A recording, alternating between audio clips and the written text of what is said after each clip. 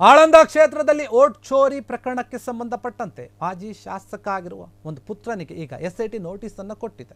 ಯಾಕೆ ಅಂದರೆ ಅಲ್ಲಿ ಮತ ಚೋರಿ ಆಗಿದೆ, ವೋಟ್ ಚೋರಿ ಆಗಿದೆ ಎನ್ನುವಂತಹ ಒಂದು ಮಾತು ಕೇಳಿ ಬರ್ತಾ ಇತ್ತು. ಆಳಂದ ಕ್ಷೇತ್ರದ ವೋಟ್ ಚೋರಿ ಪ್ರಕರಣಕ್ಕೆ ಸಂಬಂಧಪಟ್ಟಂತೆ ಈಗ ಎಸ್ಐಟಿ ನೋಟಿಸ್ ಕೊಟ್ಟಿದೆ ಮಾಜಿ ಶಾಸಕ ಪುತ್ರನಿಗೆ.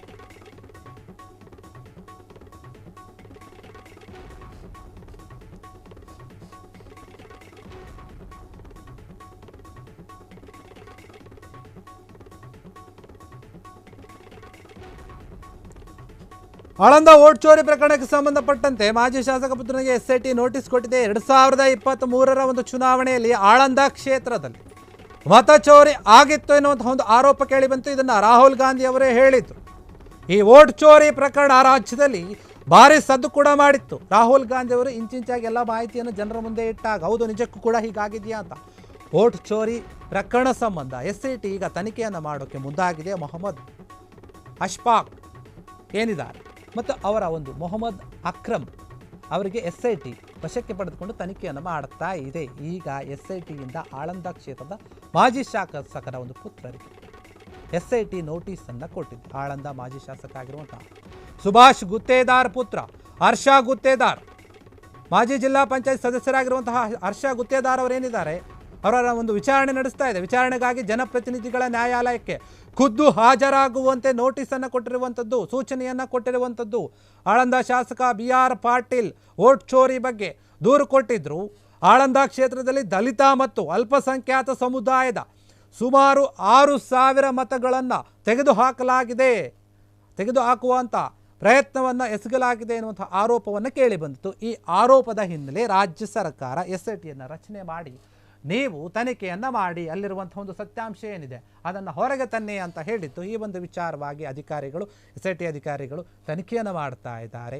ಆಳಂದ ಕ್ಷೇತ್ರದ ವೋಟ್ ಚೋರಿ ಪ್ರಕರಣ ಸಂಬಂಧ ಈಗ ಮಾಜಿ ಶಾಸಕರ ಒಂದು ಪುತ್ರರಿಗೆ ಎಸ್ಐಟಿ ನೋಟಿಸನ್ನು ಕೊಟ್ಟಿದೆ. ಬನ್ನಿ ನೀವು ಅಂತ ವಿಚಾರಣೆಯನ್ನು ಮಾಡಬೇಕು ಅಂತ. ಹೀಗಾಗಿ ಕೋರ್ಟು ಯಾವ ರೀತಿಯ ಒಂದು ನಿರ್ಧಾರ ತೆಗೆದುಕೊಂಡು ನೋಡಿ, ವೋಟ್ ಚೋರಿ ಪ್ರಕರಣಕ್ಕೆ ಸಂಬಂಧಪಟ್ಟಂತೆ ರಾಹುಲ್ ಗಾಂಧಿಯವರು ಒಂದು ದೊಡ್ಡ ಮಟ್ಟದಲ್ಲಿ ಕ್ರಾಂತಿಯನ್ನು ಎಬ್ಬಿಸಿದ್ರು.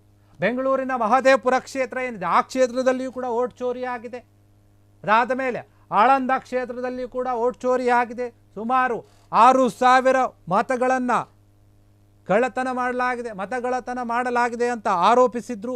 ಅದರ ಎಲ್ಲ ಮಾಹಿತಿಯನ್ನು ಇಡೀ ದೇಶದ ಜನರ ಮುಂದೆ ಇಟ್ಟಿದ್ರು. ಅವರನ್ನು ಕರೆಸಿ ಅವತ್ತೇನು ಅವರು ಒಂದು ಸಭೆಯನ್ನು ಮಾಡ್ತಾ ಇದ್ರು. ಈ ಒಂದು ವೋಟ್ ಚೋರಿ ಪ್ರಕರಣಕ್ಕೆ ಸಂಬಂಧಪಟ್ಟಿದ್ದ ರಾಹುಲ್ ಗಾಂಧಿ ಅವರು ಅವರನ್ನು ಕರೆಸಿ ಅಲ್ಲಿ ಮಾತನಾಡುವಂಥ ಕೆಲಸವನ್ನು ಕೂಡ ಮಾಡಿದರು. ಹೀಗಾಗಿ ಇದರ ಬಗ್ಗೆ BR ಪಾಟೀಲ್ ಅವರು ಕೂಡ ಹೇಳಿದರು, ನಾವೊಂದು ಹೋರಾಟವನ್ನು ಮಾಡ್ತೀವಿ, ಅದು ಇದು ಏನೋ ಒಂದು ರಾಹುಲ್ ಗಾಂಧಿ ಅವರು ಕೂಡ ಬರ್ತಾರೆ ಅಂತ. ಆದರೆ ಈ ಒಂದು ಪ್ರಕರಣಕ್ಕೆ ಸಂಬಂಧಪಟ್ಟಂತೆ ಈಗ ನೋಟಿಸನ್ನು ಕೊಡಲಾಗಿದೆ. ಎಸ್ಐಟಿ ಅಧಿಕಾರಿಗಳು ನೋಟಿಸ್ ಕೊಟ್ಟಿದ್ದಾರೆ, ನೀವು ವಿಚಾರಣೆಗೆ ಹಾಜರಾಗಿ ಅಂತ.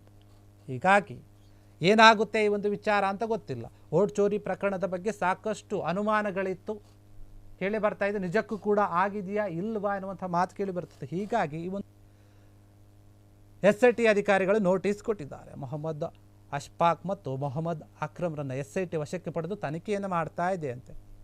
ಎಸ್ಐಟಿಯಿಂದ ಆಳಂದ ಕ್ಷೇತ್ರದ ಮಾಜಿ ಶಾಸಕರ ಪುತ್ರರಿಗೆ ಈಗ ನೋಟಿಸ್ ಕೊಡಲಾಗಿರುವುದು.